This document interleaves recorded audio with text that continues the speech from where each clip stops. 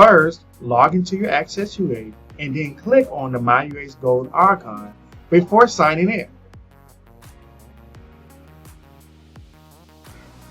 Next, click on the Student Financials icon.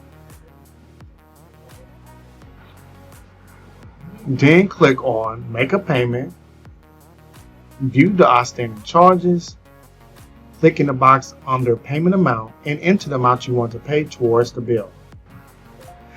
Click on the Electronic Check Payment option, view the terms and conditions, click I accept.